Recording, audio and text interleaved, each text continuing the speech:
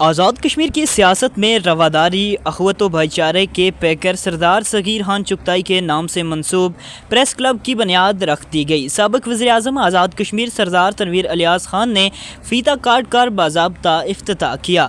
سابق وزیر اعظم کا تقریب آمد پر صحافتی برادری، انجمن تاجران اور دیگر معززین علاقہ نے والہانہ استقبال کیا۔ سابق وزیر اعظم نے افتتاحی تقریب سے خطاب کرتے ہوئے کہا ہے کہ سردار صغیر چغتائی شہید نہ صرف ہمارے خاندان بلکہ آزاد کشمیر کا فخر تھے، جنہوں نے اپنی ساری زندگی عوامی خدمت میں وقف کی۔ ہم ان کے ادھورے مشن کو پایہ تکمیل تک پہنچائیں گے۔ ان کے نام پر قائم کیے گئے پریس کلب کی تمام ضروریات اپنی ذاتی حیثیت میں پوری کروں گا۔ یہ پریس کلب صحافتی برادری کے لیے رول ماڈل کی حیثیت ہوگا۔ پریس کلب دن دگنی رات چگنی ترقی کرے گا۔ فاروق آباد کی ترقی اس پریس کلب کی ترقی کے ساتھ جڑی ہے۔